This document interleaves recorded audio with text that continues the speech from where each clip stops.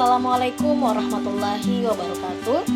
Halo anak-anak, semoga kalian selalu sehat dan tetap semangat ya untuk belajar. Nah, perlu kalian ketahui bahwa sholat dan zikir bukan hanya kewajiban, tetapi juga cara untuk menenangkan hati dan mendekatkan diri kepada Allah Subhanahu wa Ta'ala. Melalui pembelajaran ini, kita akan belajar bagaimana menghadirkan sholat dan zikir dalam kehidupan sehari-hari, baik di rumah, di sekolah, maupun saat beraktivitas. Mari kita mulai belajar dengan hati yang tenang dan niat yang baik. Mari kalian simak video berikut ini. Kalian tentu sudah tahu bahwasanya agama merupakan fondasi hidup manusia dalam kehidupan sehari-hari. Dalam Islam, sholat merupakan tiang agama. Maksudnya adalah sholat sebagai pilar penyangga yang mengokohkan keimanan kita. Nah, sedangkan zikir dimaknai dengan menyebut atau mengingat Allah Subhanahu wa Ta'ala. Oleh karena itu, zikir dapat menenangkan hati. Nah, sedangkan bertafakur adalah kegiatan menggunakan akal dan hati untuk merenungkan ciptaan Allah, karunia-Nya, serta perjalanan hidup kita agar semakin dekat kepadanya. Nah, bertafakur juga melatih kita untuk bersyukur, bersabar, dan mendekatkan diri kepada Allah Subhanahu wa Ta'ala, sehingga hidup kita menjadi lebih bermakna dan terarah. Nah, selanjutnya kita ke pembahasan Islam diibaratkan seperti sebuah bangunan yang kokoh. Nah, agar bangunan itu berdiri dengan kuat, setiap bagian harus dijaga dengan baik dan memiliki peran masing-masing. Nah, yang pertama adalah syahadat. Syahadat adalah fondasinya karena menjadi dasar keimanan kepada Allah Subhanahu wa Ta'ala dan Rasul-Nya. Nah, sedangkan sholat adalah tiangnya yang menjaga iman agar tetap tegak dan tidak runtuh. Nah, sedangkan Islam dakwah diibaratkan sebagai dinding dan atap yang menyebarkan kebaikan dan melindungi bangunan Islam agar memberi manfaat bagi orang lain. Nah, jika syahadat dijaga, sholat dilaksanakan, dan dakwah terus dilakukan, maka bangunan Islam dalam diri kita akan kuat, indah, dan penuh keberkahan. Nah, selanjutnya adalah hadis mengenai penjelasan sholat merupakan tiang agama yang berbunyi as-sholatu imaduddin faman aqamaha faqad aqamaddin wa man tarakaha faqad hadamaddin. Al-Baihaqi meriwayatkan sebuah hadis, sholat itu adalah tiang agama Islam, maka barang siapa mendirikannya, maka sungguh ia telah mendirikan agama Islam itu, dan barang siapa yang meninggalkannya, maka sungguh ia telah merobohkan agama Islam itu sendiri. Orang yang menegakkan sholat dengan Allah dan menjalankan ajaran Islam dengan baik, sebaliknya meninggalkan sholat menunjukkan kelalaian terhadap kewajiban utama, sehingga nilai-nilai Islam dalam kehidupan sehari-hari menjadi lemah. Selanjutnya adalah makna sholat.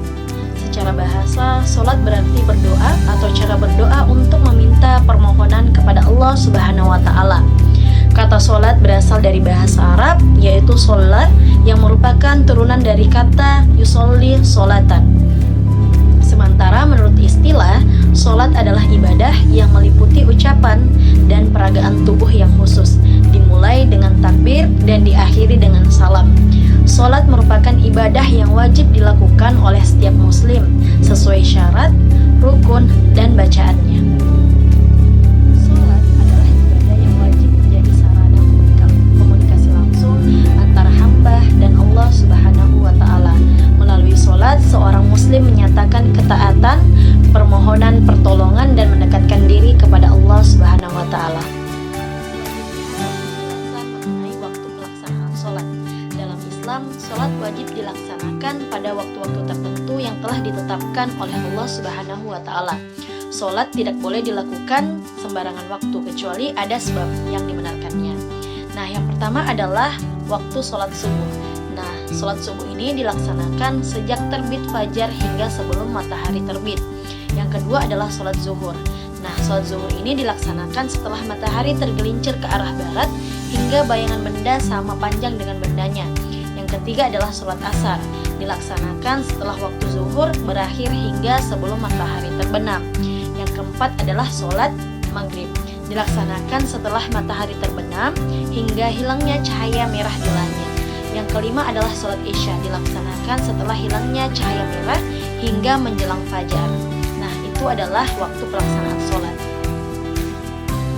Adapun dalil perintah pelaksanaan sholat dalam Quran Surah Al-Ankabut ayat 45 yang berbunyi, Bismillahirrahmanirrahim, Uslu ma uhiya ilaika minal kitabi wa aqimus sholata innas sholata tanha anil fahsya'i wal munkar wala zikrullahi akbar wallahu ya'lamu ma tasna'un, yang artinya, bacalah kitab Al-Quran yang telah diwahyukan kepadamu Muhammad dan laksanakanlah sholat. Sesungguhnya sholat itu mencegah dari perbuatan keji dan mungkar. Dan ketahuilah, mengingat Allah, sholat itu lebih besar keutamaannya dari ibadah yang lain. Allah mengetahui apa yang kamu kerjakan. Dalam Quran Surah Al-Ankabut ayat 45 ini menjadi dalil kuat perintah melaksanakan sholat, sekaligus menjelaskan manfaat dan keutamaannya, yaitu sebagai penjaga akhlak dan sarana mendekatkan diri kepada Allah. Selanjutnya adalah sholat berdasarkan hukum pelaksanaannya. Ada sholat fardu, ada sholat sunnah. Sholat fardu terbagi menjadi dua, yaitu fardu ain dan fardu kifayah. Fardu ain adalah sholat yang wajib dikerjakan oleh umat Islam yang mukallaf dan tidak boleh ditinggalkan atau diwakilkan. Sedangkan fardu kifayah yaitu sholat yang wajib dikerjakan oleh umat Islam yang mukallaf yang telah dianggap cukup atau sah meskipun dikerjakan oleh sebagian orang saja atau satu orang. Jika tidak, maka menimbulkan dosa.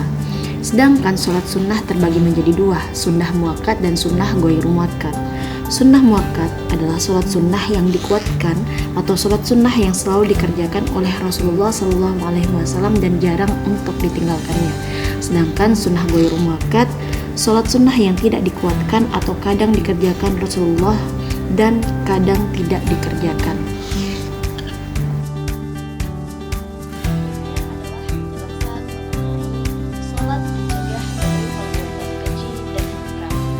Sholat mengajarkan kita untuk selalu ingat kepada Allah Subhanahu wa Ta'ala. Ketika seseorang rutin melaksanakan sholat dengan sungguh-sungguh, hatinya akan menjadi lebih tenang dan terjaga.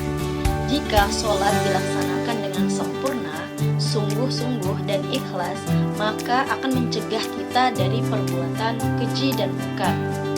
Seseorang yang selalu melaksanakan sholat akan tumbuh dengan rasa takut, berbuat dosa, baik dosa kepada Allah, dosa kepada orang lain, maupun dosa terhadap dirinya sendiri.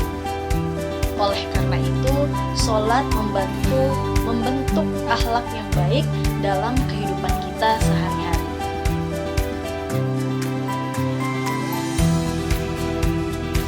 Arti zikir adalah ingat, sedangkan istilah zikir diartikan dengan ingat Allah Subhanahu wa Ta'ala. Kita diperintahkan untuk selalu berzikir kepadanya dengan mengaktifkan kekuasaan dan kebenarannya agar terhindar dari kesombongan. Adapun kalimat-kalimat thayyibah seperti subhanallah, alhamdulillah, dan Allahu akbar. Zikir dapat dilakukan kapan saja dan di mana saja. Dengan berzikir, hati menjadi lebih tenang, iman semakin kuat, dan kita diingatkan untuk selalu berbuat baik serta menjauhi perbuatan buruk. Zikir membantu kita tetap dekat dengan Allah dalam setiap aktivitas kita sehari-hari. Adapun dalil perintah untuk berzikir dalam Quran Surah Al-Ahzab ayat 41, Allah Subhanahu wa Ta'ala berfirman, Bismillahirrahmanirrahim, Ya ayyuhalladzina amanu zkurullaha zikran katsiran, yang artinya, wahai orang-orang yang beriman, ingatlah kepada Allah dengan mengingat namanya sebanyak-banyaknya. Dalam Quran Surah Al-Ahzab ini, ayat 41 adalah dalil yang jelas tentang perintah untuk berzikir, yang menunjukkan bahwa zikir adalah ibadah penting yang harus dilakukan banyak dan terus-menerus, menjadi ciri-ciri orang yang beriman yang dekat dengan Allah Subhanahu wa Ta'ala. Selanjutnya adalah cara berzikir. Cara berzikir dapat dilakukan dengan mudah dan sederhana. Yang pertama adalah zikir dengan hati, yaitu dengan cara bertafakur dan merenungkan ciptaan Allah Subhanahu wa Ta'ala, sehingga timbul dalam pikiran bahwa Allah Subhanahu wa Ta'ala adalah zat yang maha kuasa. Yang kedua adalah zikir dengan ucapan, yaitu pengucapan lafal-lafal yang di dalamnya terdapat keagungan namanya. Contohnya, Subhanallah, Alhamdulillah, Allahu Akbar, La ilaha illallah.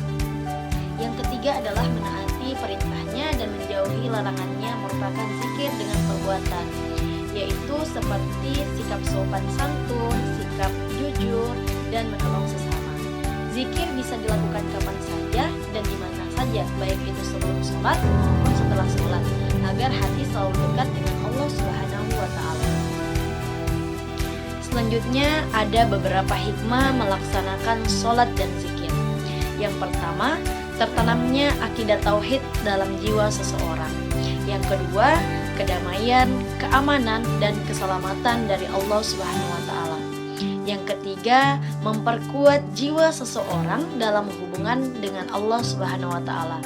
Yang keempat, memperoleh ketenangan jiwa dan menjauhkan diri dari kelalaian, melatih hidup disiplin dan taat aturan, peraturan baik, peraturan kerja maupun peraturan dalam kehidupan ini. Yang kelima, membiasakan seseorang pada perbuatan atau perkataan yang baik dan bermanfaat. Dan yang terakhir adalah menumbuhkan akhlak mulia seperti amanah, jujur, dan upaya menjauhkan diri dari perbuatan keji dan mungkar. Nah, itulah beberapa hikmah melaksanakan sholat dan zikir. Selanjutnya adalah cara-cara mengamalkan sholat 5 waktu dan zikir secara istiqomah. Yang pertama, menyadari bahwa sholat dan zikir untuk mendekatkan diri kepada Allah Subhanahu wa Ta'ala. Yang kedua, memahami manfaat sholat dalam kehidupan. Yang ketiga, kita akan kembali ke akhirat.